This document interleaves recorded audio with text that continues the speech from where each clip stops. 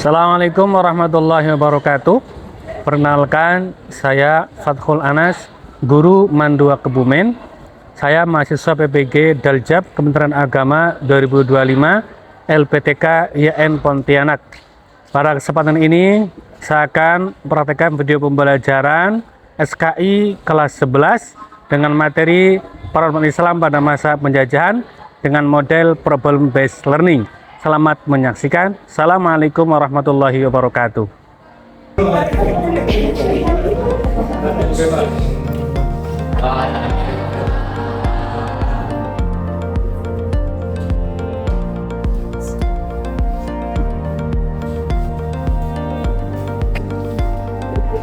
Assalamualaikum warahmatullahi wabarakatuh.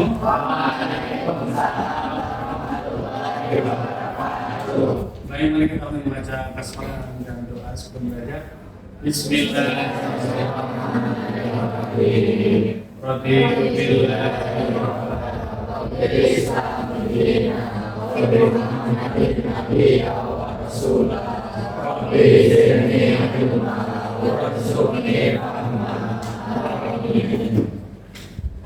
ini baik semuanya ya.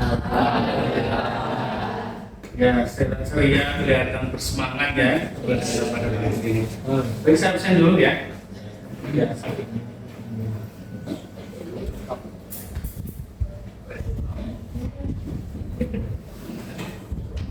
Pak.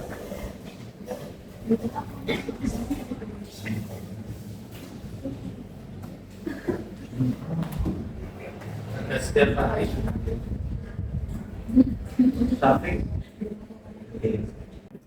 baik teman sekalian,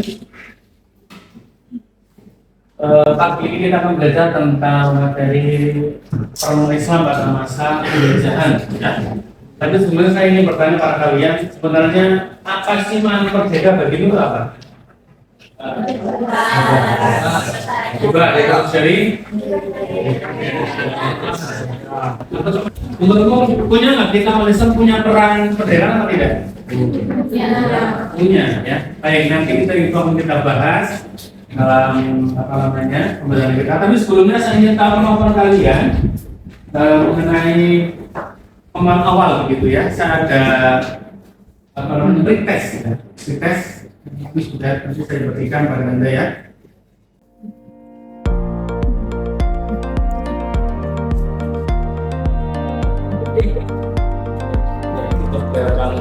Oke, sekarang kita fokus kembali ke pembelajaran. Jadi pada kesempatan ini kita belajar tentang Paradigma Islam pada masa penjajahan. Jadi ada akan membacakan tentang kasus nanti bahwa selama ini kita telah dijajah oleh orang Eropa bertahun-tahun lamanya. Tapi Islam selalu berjuang gigih ya kan, gigih melawan penjajahan. Baik melalui para tokoh-tokohnya maupun melalui organisasi keislaman yang nanti akan kita bentuk. Dan seperti itu, silakan kamu saksikan lihat tayangan video berikut sebagai panduan nanti dalam kamu berdiskusi.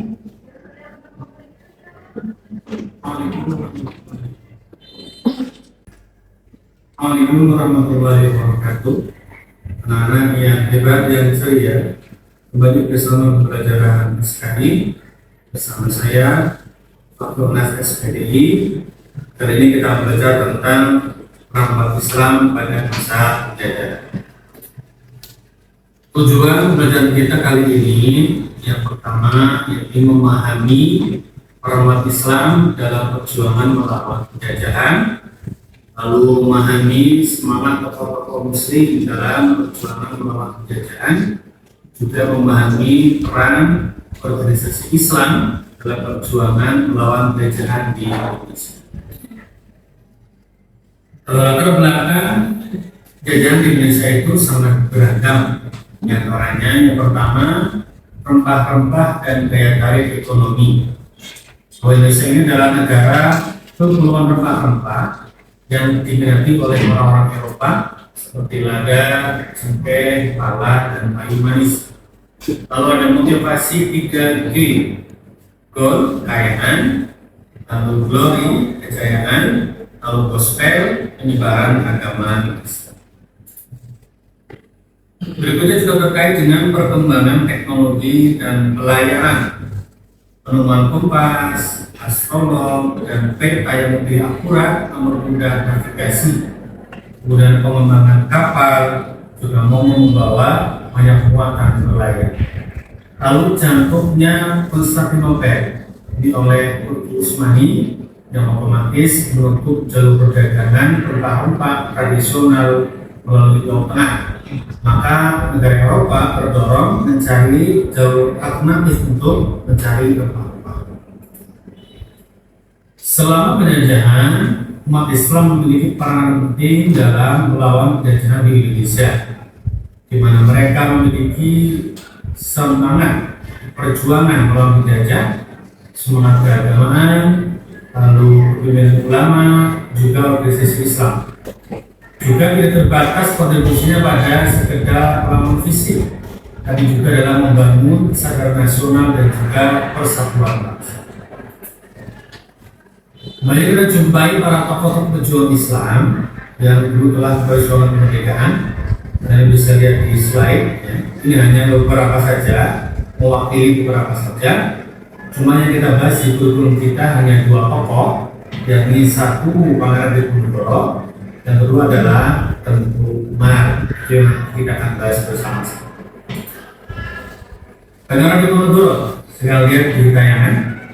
Ini dikenal dengan pemimpin Perang Jawa 1825 sampai 1830 melawan penjajah Belanda.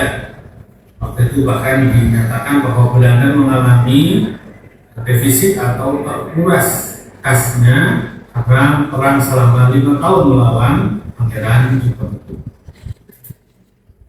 Ada juga Tengku Umar dari Aceh.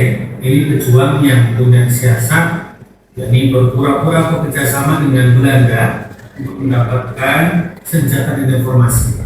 Lalu kemudian dipakai untuk orang Aceh berjuang untuk melawan Belanda. Selain tokoh, juga banyak muncul organisasi keislaman pada masa penjajahan, terutama di awal abad ke-20 yang merupakan pengaruh dari gerakan pembaruan Islam di Timur Tengah dan sekitarnya, berpengaruh ke Indonesia, masuk ke sini, sehingga para ulama kemudian banyak membuat pembaruan, yang adalah membuat organisasi keislaman yang fungsinya ada sebagai wadah persatuan, lalu pendidikan dan peningkatan kesadaran, kemudian penguatan identitas nasional dan nasional, lalu perlawanan politik, sampai mempersiapkan kader pemimpin bangsa. Organisasi Islam yang lahir sebelum merdeka itu sebenarnya lumayan banyak ya. Coba kita bahas di grup kita ada 8, di mana semua ormas Islam ini telah terbukti memberikan kontribusi yang nyata terhadap kemerdekaan negara kita di Indonesia. Di ormas inilah yang selama ini menemani perjuangan bangsa, yang bahkan sampai saat ini pun mereka juga sebagian masih ada, bahkan sebagian masih eksis dan besar di Indonesia, dan memberikan peranan yang cukup signifikan bagi perkembangan Indonesia. Nah, tugas kalian adalah silakan diskusikan dengan kelompokmu, ya. Di sini organisasi masalahnya, yakni pada masa penjajahan, umat Islam Indonesia menghadapi banyak tekanan dari penjajah, namun tetap berjuang untuk mempertahankan agama, budaya, dan kemerdekaan. Mengapa umat Islam memiliki peran penting dalam perjuangan kemerdekaan Indonesia, dan bagaimana peran itu ditunjukkan oleh tokoh dan organisasi mereka? Ini yang perlu kita bahas. Nanti dibagi 3 kelompok. Yang pertama membahas tentang peran umat Islam pada masa penjajahan, lalu kelompok kedua membahas tentang tokoh perjuangan umat Islam pada masa penjajahan, dan yang ketiga adalah organisasi Islam di Indonesia pada masa penjajahan.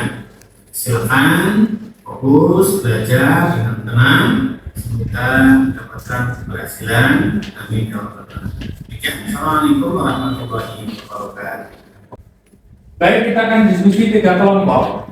Yang pertama membahas tentang peran umat Islam pada penjajahan dan nilai yang bisa diambil untuk kehidupan masa sekarang. Kedua, tokoh perjuangan umat Islam pada masa penjajahan. Ada 2 tokoh yang dibahas di kurikulum kita, Diponegoro dan juga Tengku Umar. Lalu organisasi keislaman Indonesia, masa penjajahan dan nilai yang bisa diambil dari Islam. Kelompok 1 di sini absen 1 sampai absen 12, kelompok 2 dari 13 ya, sampai 24, di kelompok 3 ya, 25 sampai 30. Silakan berkumpul dengan kelompok yang bersih.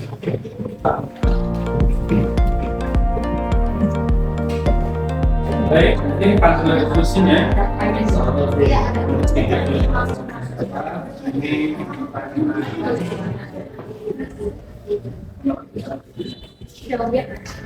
Nanti siapa megang untuk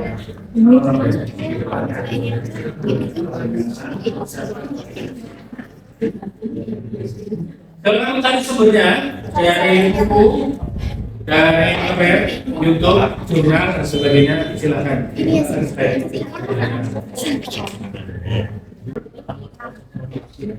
Hormat Islam ya.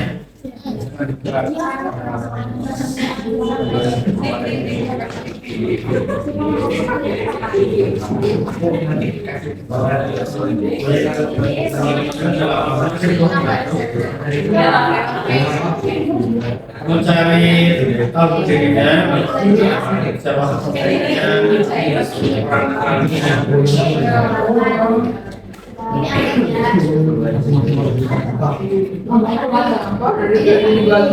bikin presentasi dan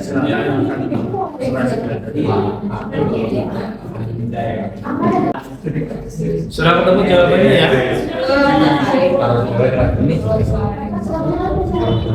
Ada kesulitan atau tidak? Baik, silakan persiapkan presentasi sudah kalian buat. Nanti kelompok lain boleh ya.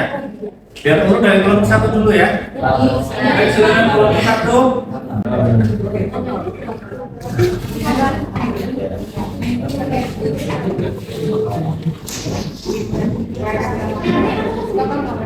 Assalamualaikum warahmatullahi wabarakatuh.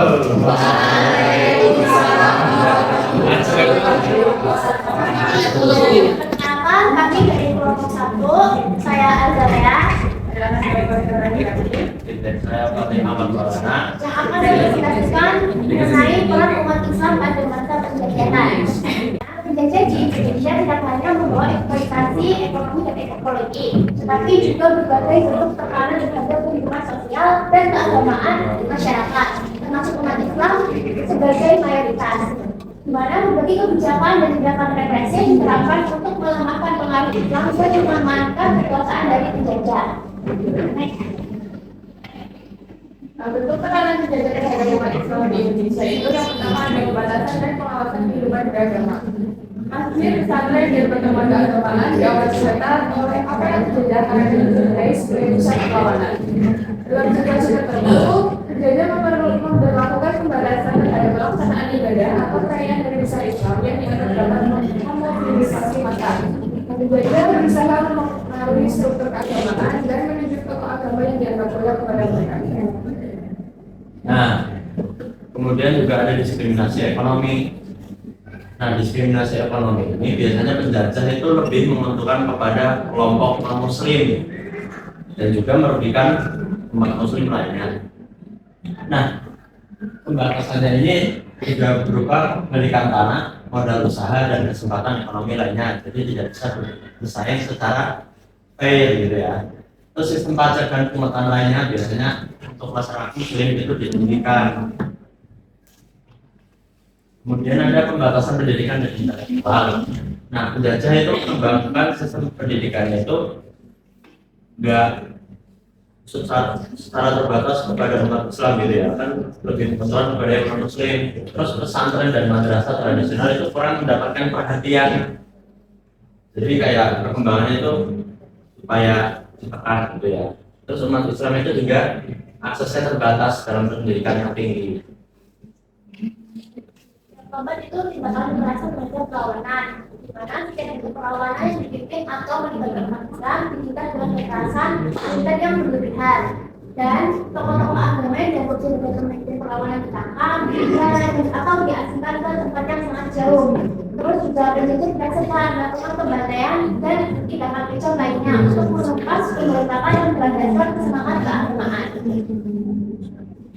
Maksudnya dengan penjajah supaya menekan penjajah itu yang pertama ada perlawanan bersenjata yang dipimpin ulama.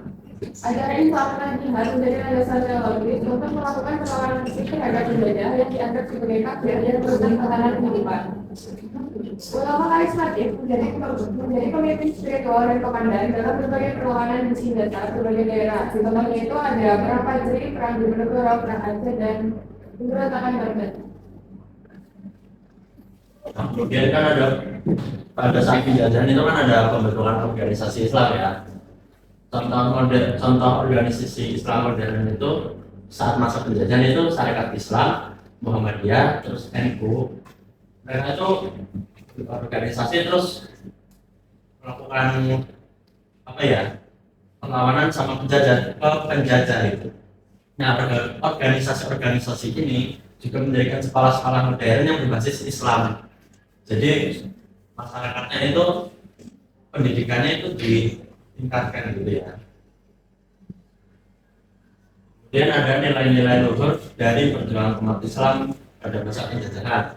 Yang pertama itu ada keimanan dan ketakwaan yang kokoh. Keimanan yang mendalam kepada Allah Subhanahu wa taala menjadi sumber kekuatan spiritual dan motivasi utama dalam melawan ketidakadilan dan penindasan. Yang kedua ada persatuan dan solidaritas umat. Bisa disebut ukhuwah Islamiyah. Itu semangat persaudaraan sesama umat Islam ya. Terus yang ketiga keberanian dan keteguhan membela kebenaran. Umat Islam menunjukkan keberanian yang luar biasa dalam menghadapi kekuatan militer dan tekanan dari para penjajah. Terima kasih telah mendengar penjelasan dari kami. Kami undur diri. Wassalamualaikum warahmatullahi wabarakatuh.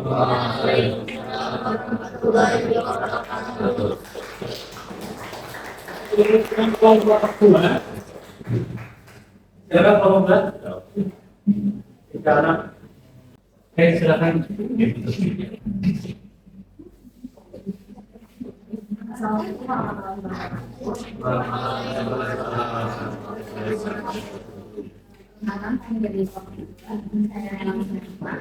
Saya dari saya adalah materi mengenai perjuangan umat Islam Indonesia pada masa penjajahan. Yang pertama itu ada Pangeran Diponegoro.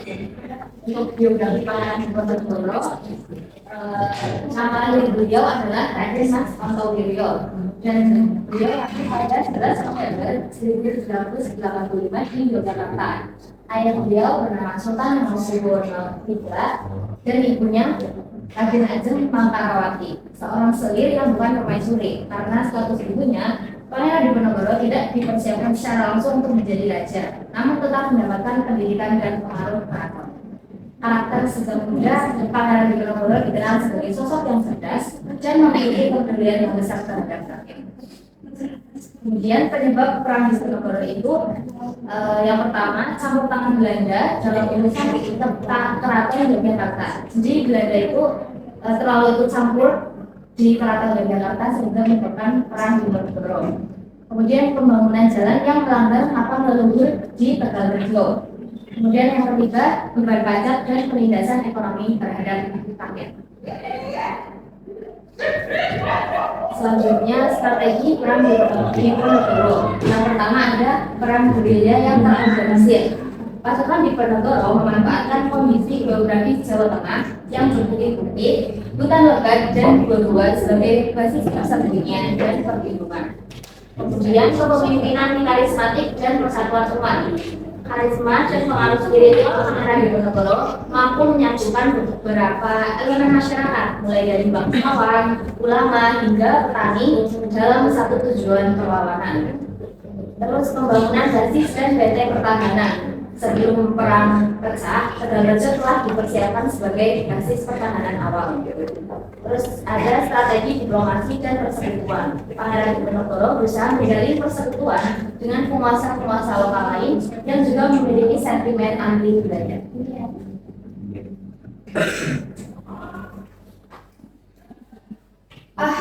perlawanan, keterbatasan logistik jangka panjang meskipun mendapat dukungan rakyat, logistik jangka panjang menjadi tantangan besar dalam menghadapi blokade Belanda.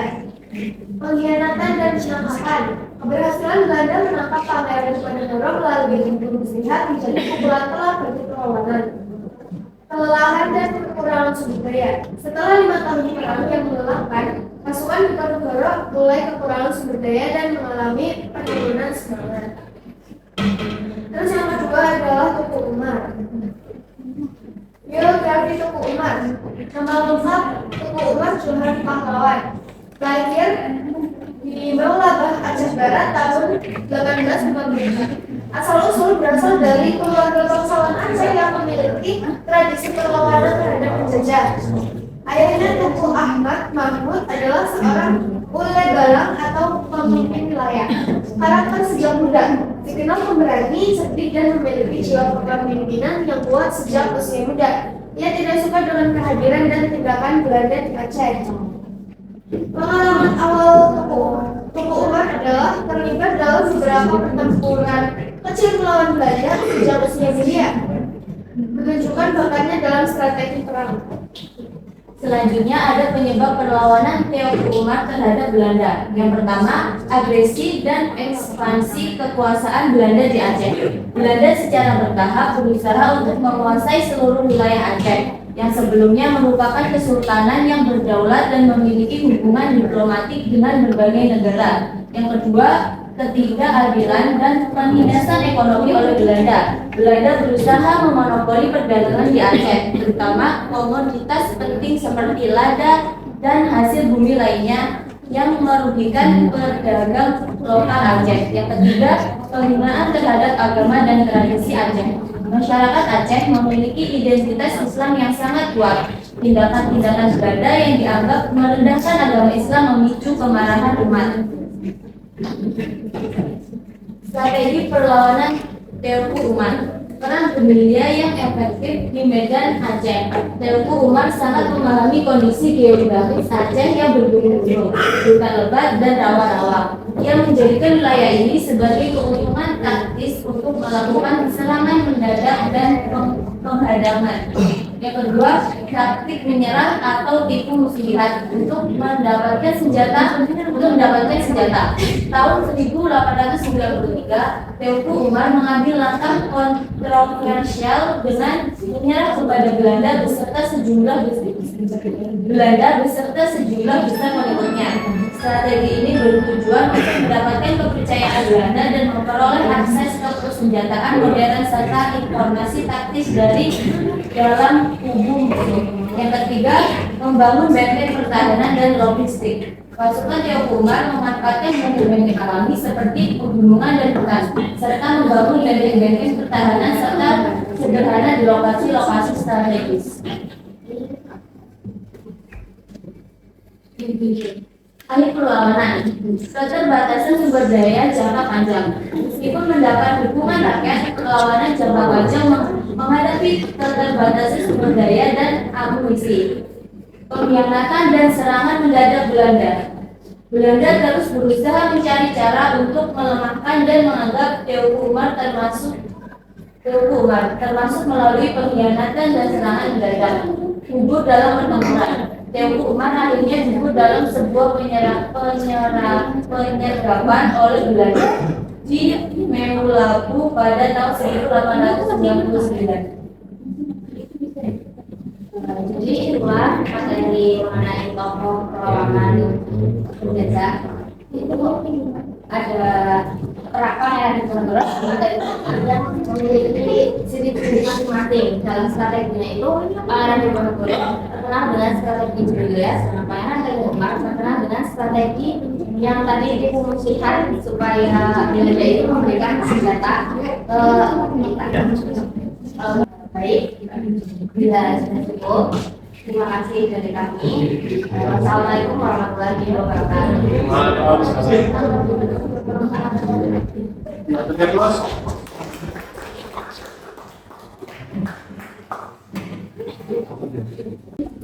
Tadi sudah kita belajar bersama tentang orang Malaysia pada masa penjajahan. kita tahu bahwa yang para tokoh, organisasi dan sebagainya ternyata banyak berpengaruh terhadap kepentingan Indonesia begitu. Selanjutnya saya ingin tahu kemampuan kalian dalam memahami sejauh mana begitu. Silakan LKPD ini dikerjakan. Bagaimana?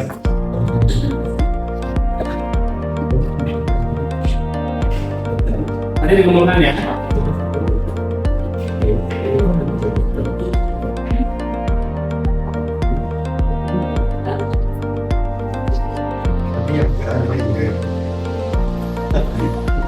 Silakan dikerjakan.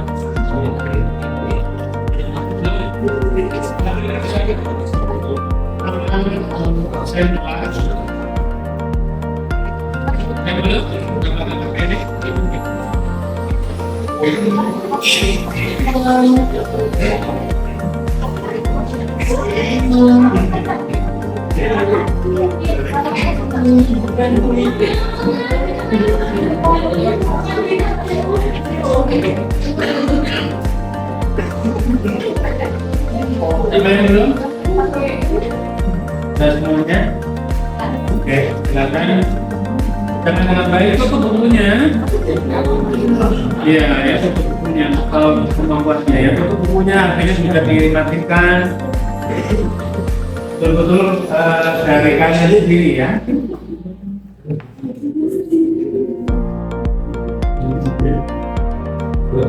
Tutup bukunya.